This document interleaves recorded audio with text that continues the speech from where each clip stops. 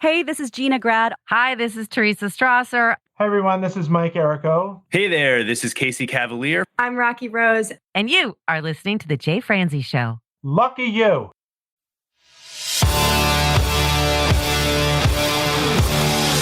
Welcome to The Jay Franzi Show.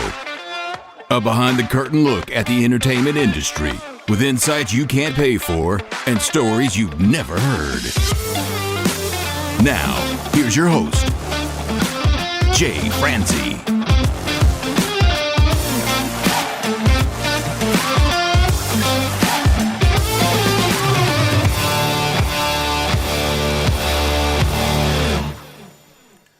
Well, hello, and welcome to the show. I am Jay Franzi, and this is your backstage pass to the music industry. This week it's going to be a little different.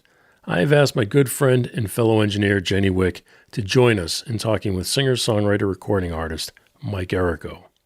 We'll talk to him about the importance of storytelling, song structure, and just the overall value of humor within a song.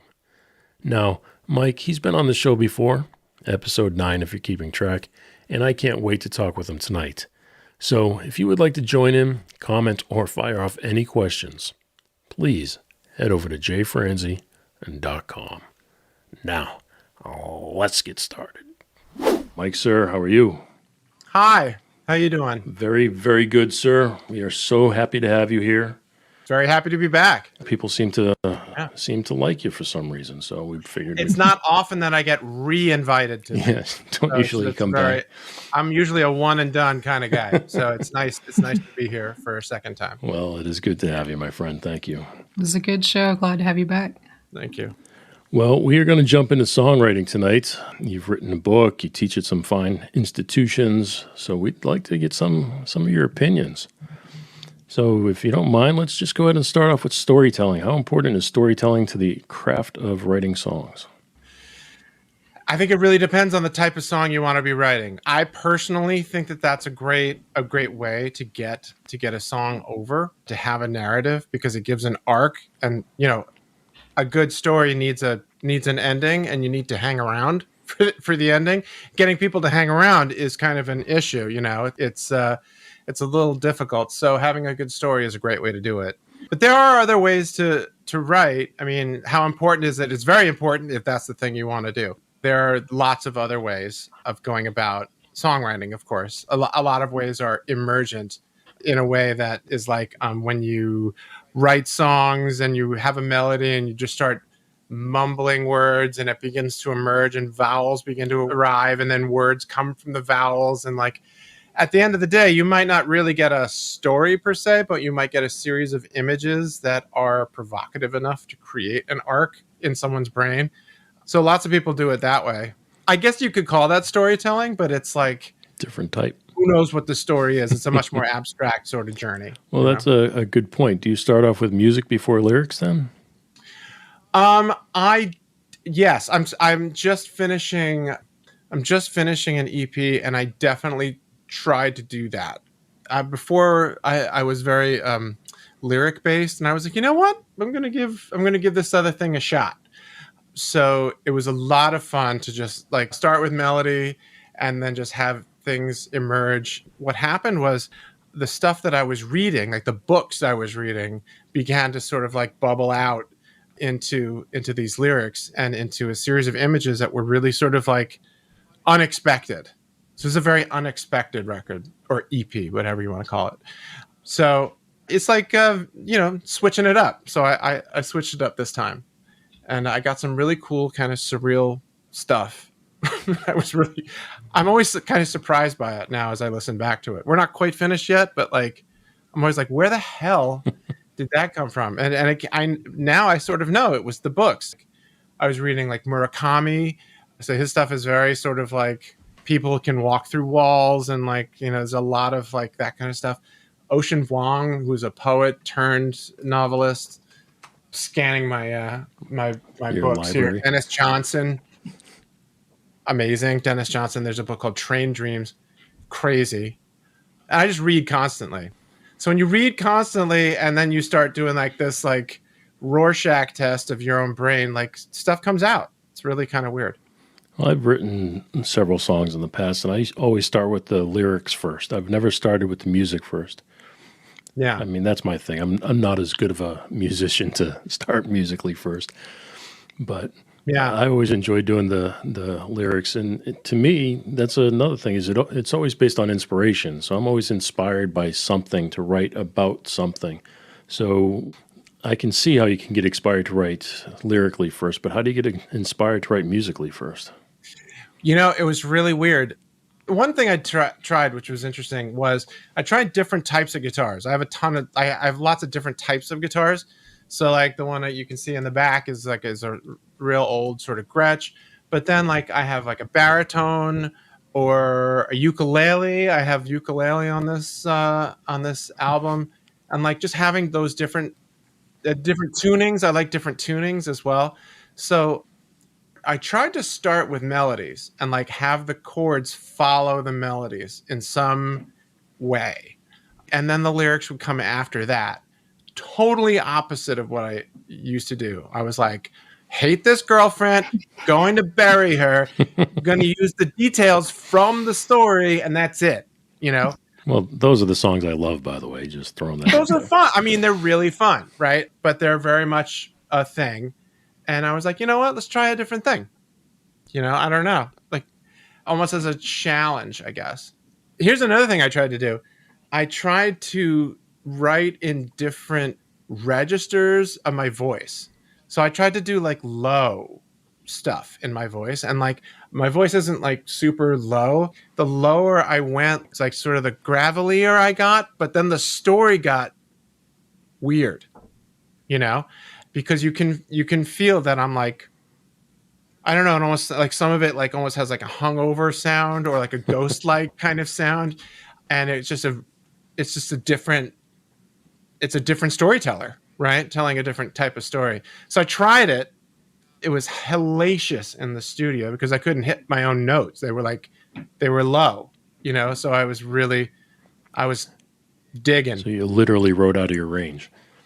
A little bit. Well, not quite out of my range, but like we would have to like some of the stuff we had to record in the morning where like my voice was lower, or on off days from teaching. Because once I teach, like, my voice just gets like Weak and hoarse. it just gets tired. You know what I mean? Like 3 hours. I taught today 3 hours of lecturing straight, and it's like, this is not a recording day today for music.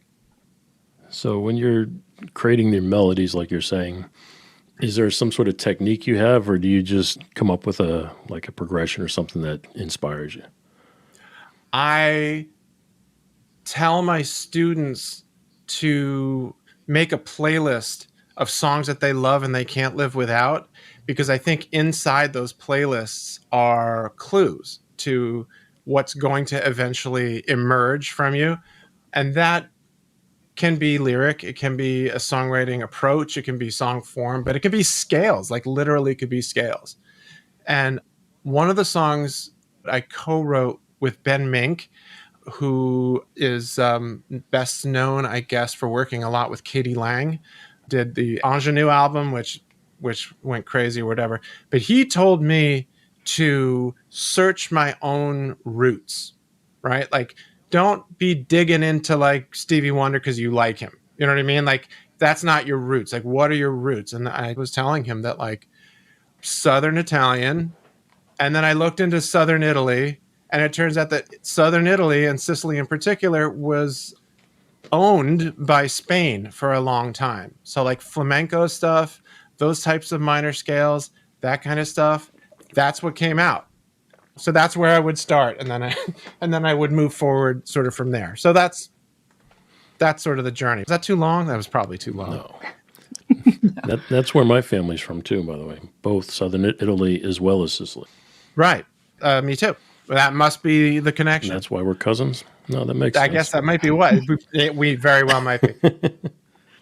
But yeah, there's like sort of an ethnomusicological sort of direction that I've been trying to take because it feels sort of subconsciously honest. And, everyone's got like an incredibly rich history. So digging into that is something I tell my students to do, especially in the summer, my summer classes. I have a lot of international students. So I had like a Turkish student, a Russian student, Chinese student, Southeast Asian student. I'm like, dig into your stuff.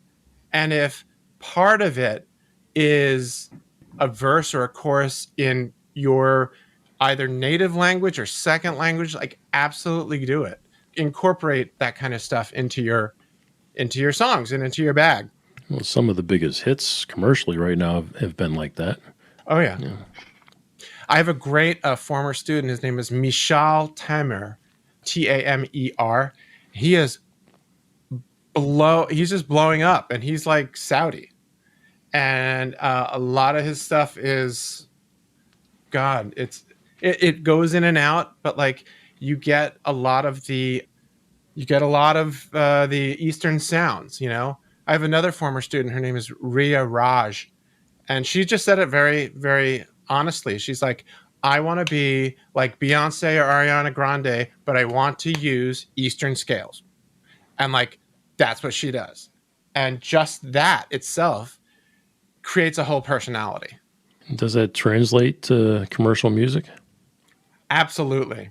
Absolutely. And they do like the videos and the choreography and the dresses and all the stuff that you would recognize in a quote unquote Western sort of or American pop singer.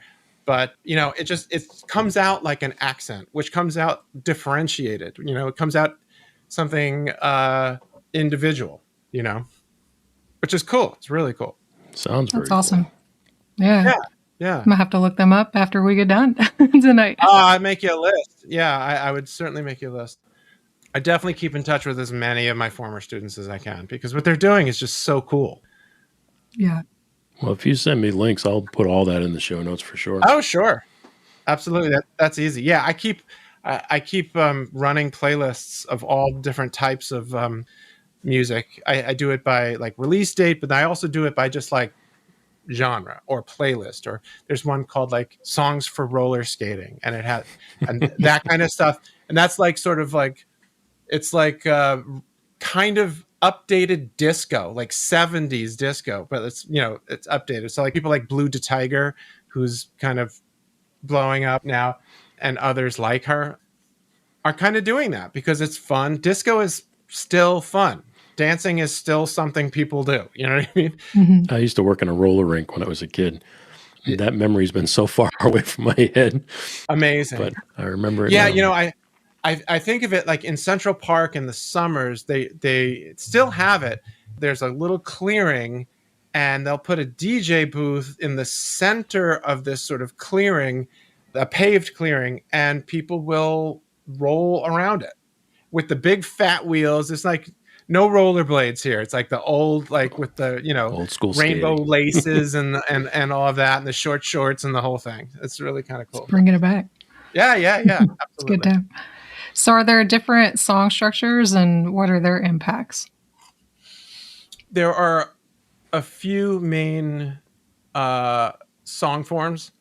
The one that is so predominant, really, it's called the verse chorus form. And the example I give, and I still give, is Since You've Been Gone by Kelly Clarkson, which is the song that like everybody knows. It will be the one that is going to be shot out into space to represent humanity, and the aliens will come back, you know, humming along. But that song, written by Dr. Luke and Max Martin, is a prototypical, you know, verse chorus kind of form. And they did so many, and Max Martin in particular has written so many. So that's really the most the predominant one. You know, there's like Wrecking Ball by Miley Cyrus, to Roar, all the Katy Perry stuff, all that kind of like big pop stuff, all the way up through. Max didn't write this, I don't believe, but Harry Styles, they all drive towards a chorus. The chorus hits around between 35 and 40 seconds, and they're like little rules and stuff like that are kind of interesting, that are based off of something that is referred to as melodic math, which is like really the mirroring of melodies and repeating them so that they stick in your mind. Since You've Been Gone is it's just a great example.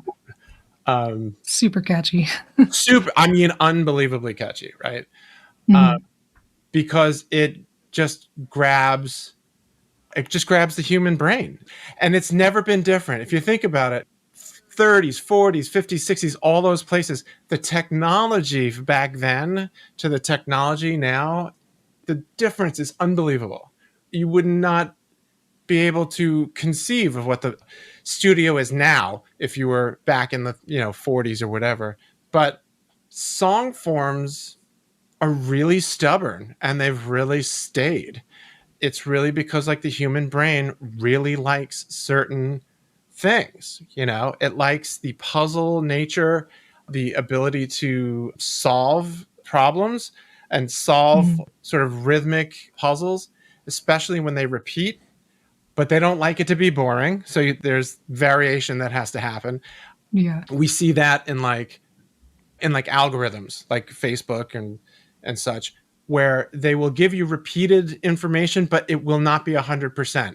It will be like, you'll get what you want, then you'll get something new and something different. And it drives us a little nuts because like the pattern breaks, and that's what creates the addiction and the scrolling and all of that. So like that sort of insidious little law is something that can be used, I think, to positive effect in songwriting.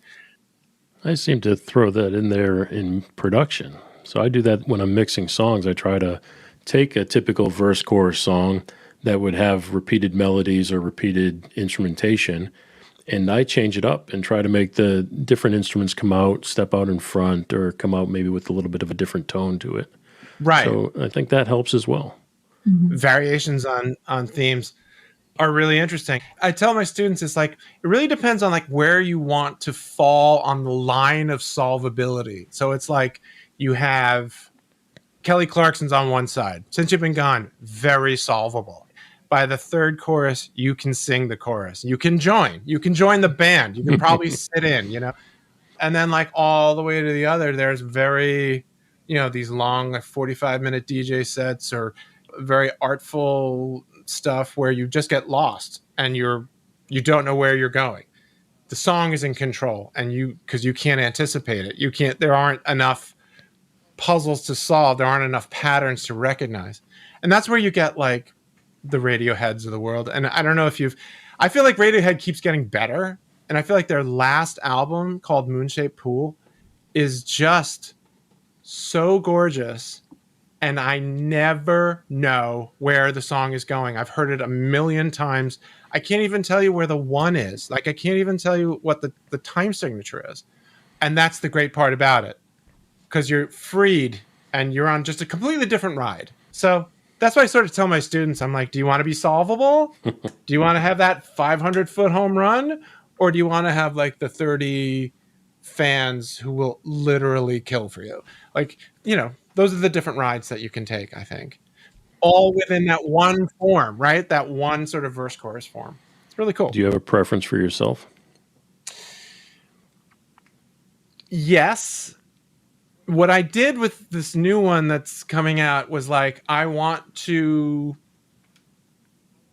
break some of those rules if we could go a different way. So I have a couple of like really big chorus type things, but the song then goes off into something I think more dreamy and maybe noir, but maybe like surreal and stuff like that.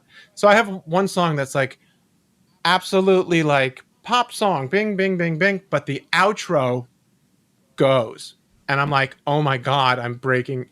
This is insane. Dude, you're crazy, And I'm like, no, I'm just going to let it run, because I'm going to let people have that time and just see what the story is with that. Before this, when I got like on labels and doing all that kind of stuff, it was really like, give us a big chorus, give us a 3-minute miracle, give us that kind of thing, which is really fun. And you have to make that form not feel like a form, right? So once you can do that kind of thing, and it happens Not every time, but it does happen. When I'm writing songs, everything is mathematical to me. Mhm. So it's verse, chorus, bridge. So even though I can play, I don't think in that way. To me, everything's lyrics and melody. What's really fun is to maybe try different forms. There are others, like the AABA form is another one that I sort of mess with sometimes. The obvious one for that is, Somewhere Over the Rainbow, where you have these 2-section forms. And I just played a couple of them in class today. One is Say Something by Great Big World. And another is The Less I Know, the Better by Tame Impala. Just 2 sections. And they run against each other. And you never really feel like a chorus has arrived, but you also kind of feel like it's all kind of chorus, Just completely different type of ride. I tell my students to find a song you love. When you find a song you love, chart it. That chart can be a model, So I don't know what you listen to, but chart a song and see what's going on. That can be really instructive, I think. Yeah. I was wondering which one you would suggest students to start with first, but yeah, if you have them pick one of their favorite songs and chart it and see where it falls. That's exactly what I tell them to do, because I don't know the genre that they're into. I don't know, even if I do know the genre, I might not know the artist. They don't know the artists that each other are talking about either, because there's so many and it's such a varied sort of field at this moment. But we know what the human brain likes, regardless of genre. And I looked at the Billboard charts today. It's Fast Car, the Tracy Chapman song, right? Covered by Luke Combs. And then there's another dude, Morgan Wallen has a song about last night, right? Yeah. And I think third is Vampire by Olivia Rodrigo. So chart them. If you chart them, you see it. You see the forms. They are very recognizable. And they're alike, even though they're going different places. As It Was by Harry Styles was up there recently. We charted that.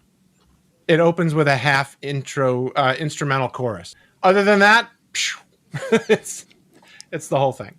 Awesome. Yeah. Yeah, it's very interesting stuff you don't always think about when you're listening to songs, and that there's themes behind it. There are themes, and they're also there's a critical kind of listening where you wait. Sometimes I'll listen and it's not very musical, but it's like, oh, how are they going to solve that? How are they going to pay that chorus off? Or what is the thinking behind this? And Taylor Swift is a great one for that, because I can always feel like I can kind of hear her gears moving. Like, she's not the anti-hero. You know what I mean? But there she writes anti-hero. It's a sympathetic place to be, the anti-hero. But just because you wrote it, Taylor, doesn't mean that, I understand maybe why you would do that for others, but I'm not hearing it for you personally, She's a genius. Let's just put that out, Yeah. I was to say, that's another thing I was wondering about with songwriting and collaboration. Are there some pros and cons that you see to doing that? Sure. Yeah, that's really it's funny. I had a class just recently, and I broke them up into songwriting teams. There was 6 teams of 3. 5 teams showed up for class, and 3 were in tears in the hallway. The other songwriting team was and it was bad, and there was an administrator, and there was just creative differences, and someone wasn't paying attention to whatever. I never got the whole story, but putting the ego aside and being I'm not going to write a song, I'm going to co-write a song. So it's not about me. It may have pieces of me, but I have to be open to going into a spot that is, can go anywhere. And one of the songs I played again today there's a song called Meant to Be, and the co-writers are BB Rexa and Florida Georgia Line. Right? There you go. And I can just imagine that call. You know that song, right? Meant to be, meant to be. Mm-hmm. Anyway, it's a very strange sounding pairing.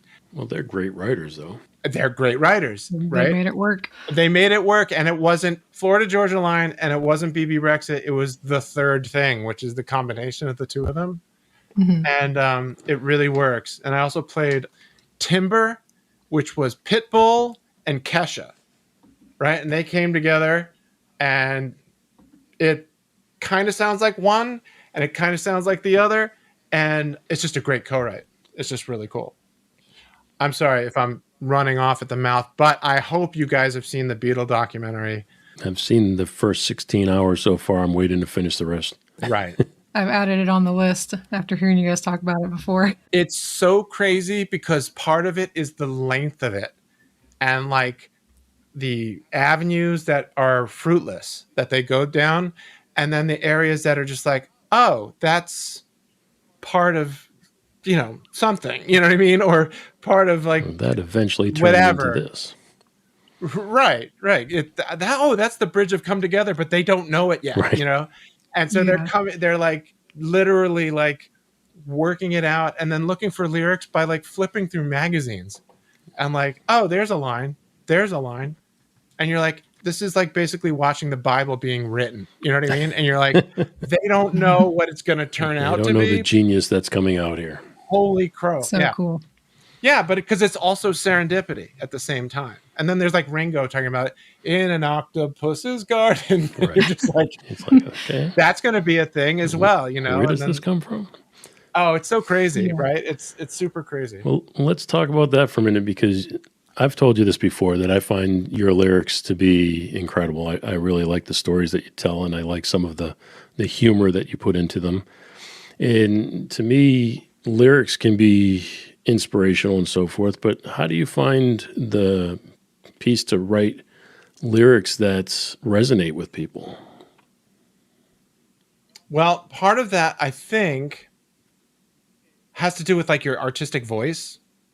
And in my book, I actually spoke to George Saunders, the short story writer, and I asked him like, what sort of power do we have to use our voice and to create an artistic voice? And he was like, we have no power to do that. We either do something like that or we don't.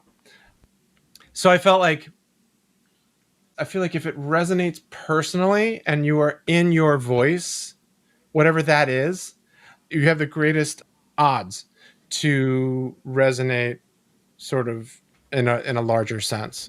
It's like the personal is universal, I think, is like one of the things that they talk about. I think like Taylor Swift is a great example also, because like the verses that she uses and lots of people use are very specific. So that's something that's never happened to anyone else, the more specific those things are. But the feeling that has arrived from those specific things, if you put them in the chorus, it's something that all of us have felt. So, this person was terrible to me, this terrible person, whatever, this kind of thing, very specific in like the verses and the setups. And then it's like, don't you hate when people aren't nice to you? Like there's your sort of the general sort of conclusion to the specific moment that's occurred. Kind of where we go like in our classes when we're writing. Do you ever feel that your lyrics are a little too personal? No. I feel like I signed up for the ride, so. I mean, you throw it out there for sure. Well, I try to, and it's funny because you can throw anything out there, and I think what people see is themselves. And that's actually a sort of defensive sort of armor. It's like going shopping, right? They don't totally know what they're going to buy. You go to Target and you're like, oh, wow, look at this and look at that. These things fit. I'm going to take these and the rest of Target can go to hell. It's songwriting's a lot like that, and lyrics are like that, and the chorus is like that. So I don't worry about being like overly seen. I worry more about that in prose actually than in songwriting, because I just think that there's more window shopping that goes on, and there are more distractions. There's lyric, melody, guitar solos, drums, whatever. There's a lot of that kind of thing going on. Yeah, that makes sense. So having something that's relatable, personable to you and then relatable to them that they can immerse themselves in. I don't add my, like my address. Yeah. Right, like that Don't kind want of to do stuff that. I'm gonna do. My PIN number, social security, like those kind of things I leave out. Other than that, I kind of feel like it's all sort of up for grabs. So what do you think about incorporating social or political themes into songs? I don't think it works. I'm sorry. I don't think it works. Well, I don't think it works when it's dead on. When you're saying like, vote for whoever, this kind of thing. What I do think works really well is parody and satire, because I think that's a backdoor, and it's also a very viral kind of form. Mhm. And we do a class, actually.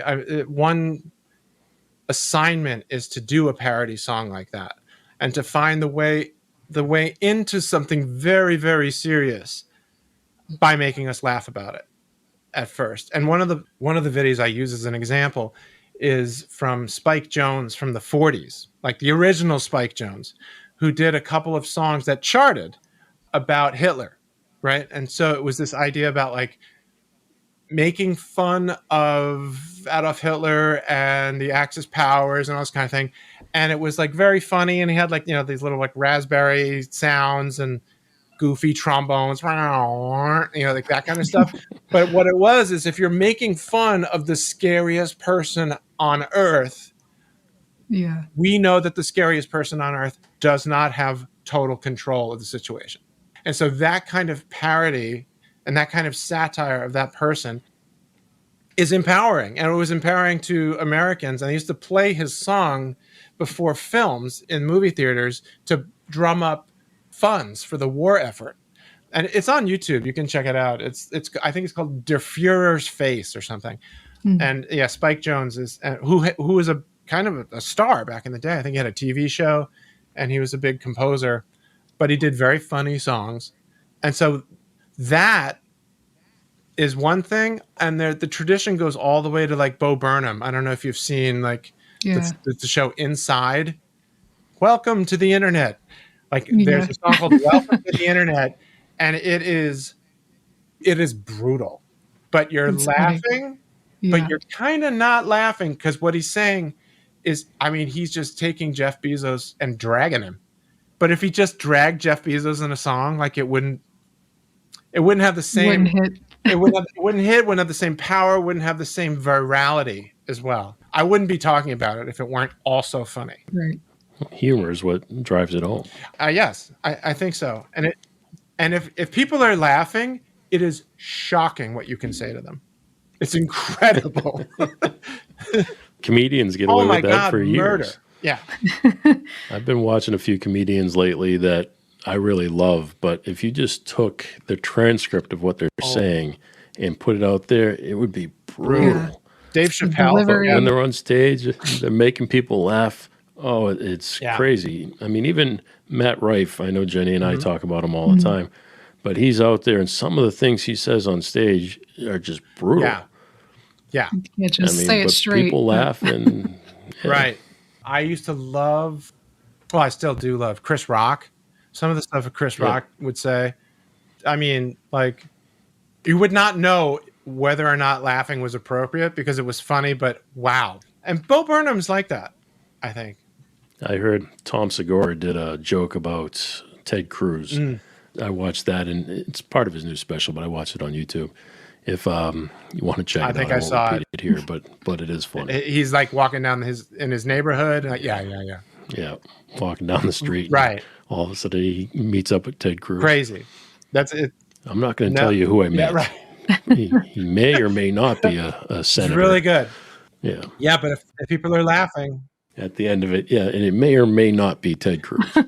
So that's kind of the way I personally approach or would approach social, political songwriting. Maybe I'm just not good at just putting it straight out. And I think some people are, but I think it comes off as earnest in like not necessarily the best kind of way, maybe a little heavy handed. Some people like that. Well, I think like you were saying earlier, if you do that, you're kind of picking a side. Yeah. where if you put it out there as humor, you're not really picking a side. You're just pointing out the obvious. I agreed completely.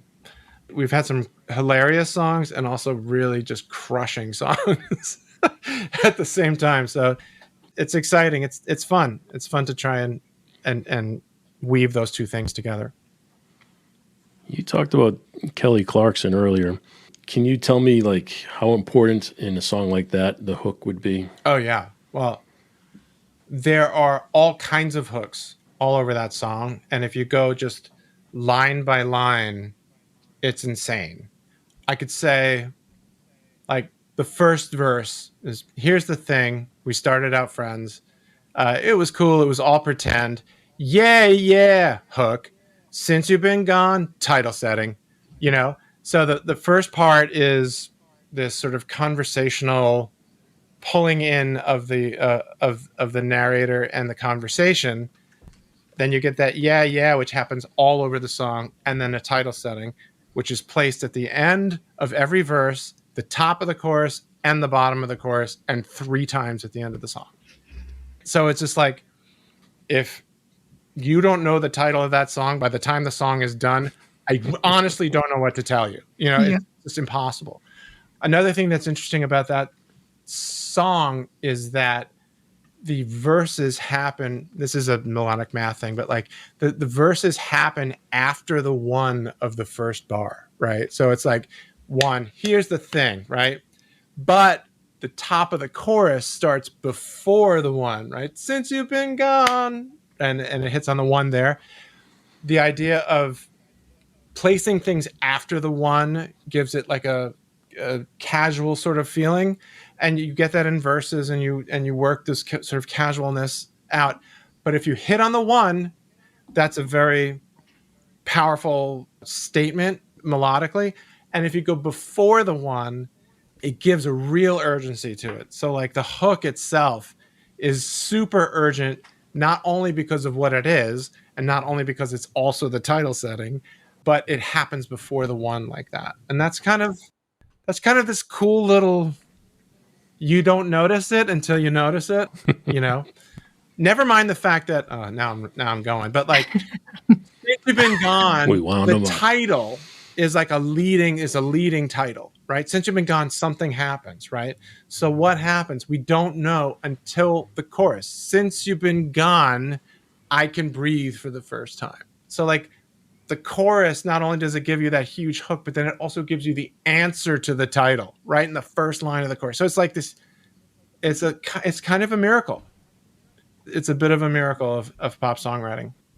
Well, while we talk about her songs and hooks, it's easy to see the lyrical hook in her songs, but there's also musical hooks. So can you give us some samples of some musical hooks? In that song? No, in any. Oh, It could be okay. that Well, I song, mean, any. again, in that song with the yeahs is a great one. But here's a totally different thing, because it's completely out of the formula and one of my favorite all-time songs, and it's called Sing a Simple Song by Sly and the Family Stone. That song is this sprawl. And if you don't know Sly and the Family Stone, I don't know who's listening, but if it weren't for Sly and the Family Stone, there would be no Prince. And if there were not any Prince, there would be no Bruno Mars. And if there were no Bruno Mars, there'd be no Anderson .Paak, you know, whatever. And so on and on and on it goes. But Sly is really one of the, I don't know, godfathers or whatever, one of the most important people in pop music. I would absolutely go see, this is a sidebar, Questlove put a movie out, a documentary called Summer of Soul. I think it came out last year. Amazing Sly and the Family Stone stuff in there. But that is just like a fire hose of hooks. And it works without any, without using the formula, the Max Martin sort of formula. And the hooks are like not lyrical. They're just like, yeah. Or he just yells and it just crosses right across the stereo spectrum. It's so worth just checking out. It's also one of the most sampled songs like in the history of sampling. But that song breaks the form entirely and is insanely hooky from start to finish. they talk about desert island discs. There's a Sly and the I got it as a kid. It was Sly and the Family Stone's greatest hits. I don't know if that counts as a desert island disc because it's a greatest hits. Oh my God. I think it's better. It's probably better. Well, It's a better there are no choice. skips, that's for sure. But it's just, it's so fun. It's insane. His songwriting was so inventive. It's really worth it. It uses all these hook ideas, but in a completely non-trivial way. Like it's just its own thing. It's funny that you mentioned that progression of artists because I was just talking about that today. You know, Prince leading into Bruno Mars and stuff. But you talk about other people's songs. I wanted to talk about one of yours for a second. And I mentioned this to you the last time you were on, that it is my favorite song of yours, and that's Daylight. Okay. Which it's, to me, a great song, and it has a great hook, and it has humor. Yes. So it seems to have the trifecta there. So can you tell us a little bit about how you came up with that? Well, Daylight is a song that came from, a bad experience, ex-girlfriend, whatever, who I think I owe an apology to at this point, but I'm going to get around to that, I guess, at some point, whatever. But I was really sort of in the weeds trying to find my own sort of artistic voice because like being super earnest wasn't really hitting, like it's not like 100% like what I'm about. And then I I was taken to a show to see Ani DeFranco at the Beacon Theater, and I will never, ever, never forget it because Ani plays the acoustic guitar so freaking well, for one, really rhythmic, for two, and her lyrics are biting and hilarious. And maybe even like a little Italian. I don't really know. You can just hear her singing with her hands. Right. And she came very, very much out of the folk tradition. So she's a folk singer. And that was something another thing that I could reach because I didn't have any money for a band. So you could do it alone. You can do it just you and the guitar if you wanted to or you had to. And I did for a long time. So putting those kind of elements together was really like, part of me was like, how do I get laugh lines out of an angry kind of approach that's also kind of rhythmic? And you can do it because I saw it done. I saw her do it. Song after song after song after song. And like, I don't know, someday I'll meet her. I don't know. Maybe not, but I have her to thank for that approach. Lyrically, the best second verse ever. I mean, I will put it in the show notes. I'll put it link to the video. Absolutely go check it out. I was hilarious. pretty mad, I got to tell you, but I'm very much over it. She made it work and made it relatable. Yes, and it was relatable it was really fun. It is by far one of my favorites. funny. Can you just tell us a little bit about the art of writing for TV and film? TV and film, I've done quite a bit of that. I really like it. Again, I think humor has something to do with that, but also the fact that there is kind of no such thing as a rut when you have no idea what the assignment is going to be, right? So I think people who are very versatile musically go into that because you get to put on a ton of different hats. It can absolutely be, we need a string quartet that sounds like Eleanor Rigby. And then the next day it's like, we need something that sounds like Baby Shark. Have you heard of Baby Shark? You know what I mean? Like we need, it's like a baby shark, but we need a different fish, or whatever, because it's going to be for Red Lobster. And so it very much keeps you on your toes. So I have definitely looked for instruments in pet stores, like squeezy like toys to like find like the perfect pitch of like the perfect pitch of like a dog bone that squeaks when you squeeze it. That kind of thing is really fun, and it's really not so serious, which is it's positive and it's negative. I personally always found it a positive until I started like compiling ads, and I started getting like ads and stuff like that. I was like, not so excited, right? I was not so super excited that like Dunkin' Donuts took my track, like, which is great, remunerative, and not why I'm here. So that was a bummer. Eventually became a bummer. It was like very exciting until it just wasn't so exciting anymore. But getting your songs, like your songs in TV that's a little bit different. Although once you attach a song to an image, the song changes. I have a song called You Could Be Anywhere, which is like this bereft sort of like, I'm looking for this love and the love I can't find or whatever.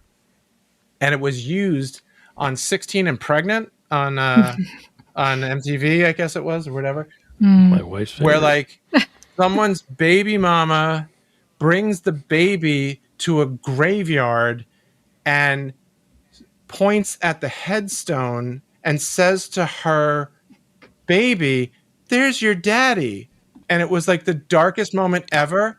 And my song starts playing and I'm like, no, this is not this is not cool. This is like, I didn't ask is not your what permission. I signed up for. well, no, it's not that I didn't ask my permission. It was like, that's not what the song's about. Like that's not at all what the song is about.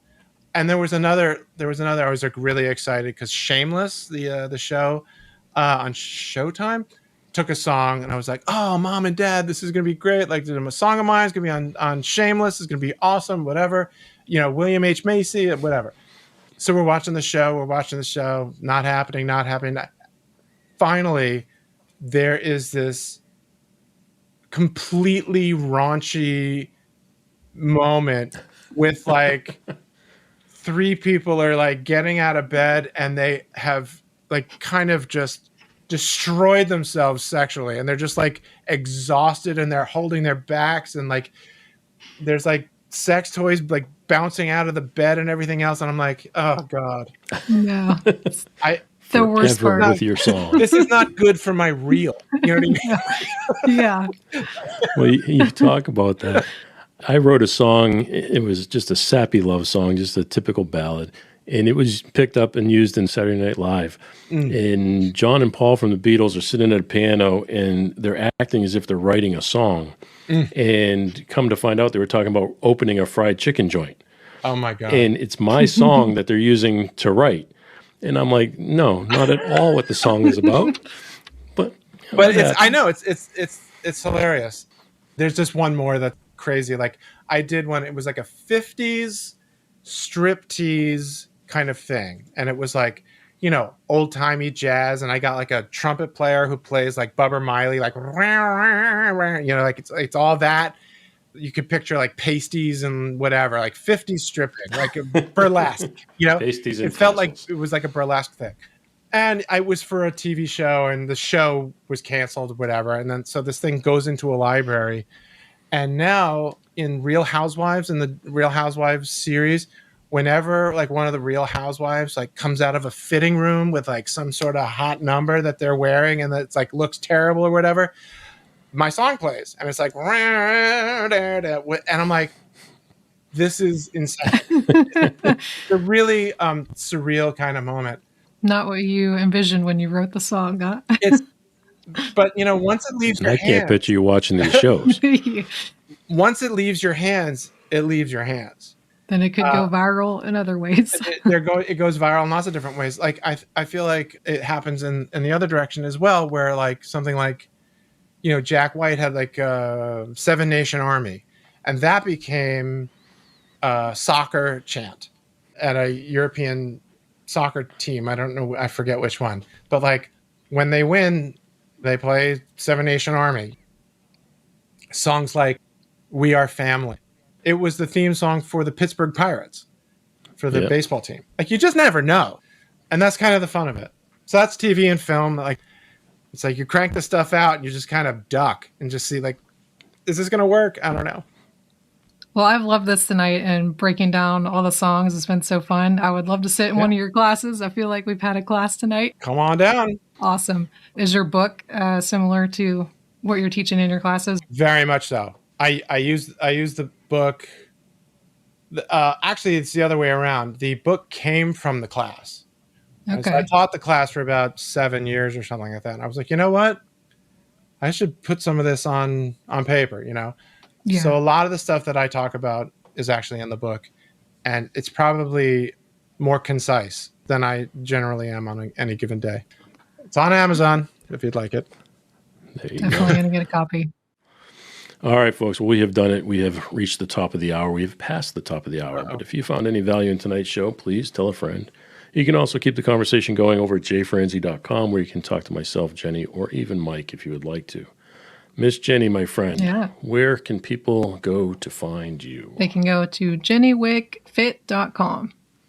Mr. Mike, Yes. where can people find you at? I'm at errico.com, and there are links all over the place on that. I'm pretty active on Instagram and TikTok or whatever. If you do that, I'm around and available. That's awesome. Like I said, I don't get a lot of re-invites, and I really appreciate it. And I enjoy talking to you guys. It's really fun. Thank you. A big thanks to Mike for taking the time to share his stories with us. Thanks to Jenny for joining, and thank you for taking the time to hang with me here. I really do appreciate it. If you know anyone that would enjoy this episode, please be sure to pass it along. You can do that and find the links to everything mentioned over at jfranzi.com/episode 93. Thanks again for listening, and I'll see you next week. Thanks for listening to The Jay Franzi Show. Make sure you visit us at jfranzi.com. Follow, connect, and say hello.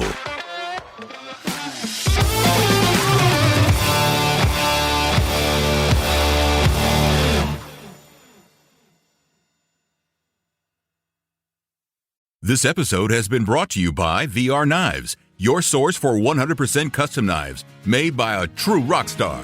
So, if you're in the market for a new piece of art, reach out to VR Knives. 407-421-5528. 407-421-5528.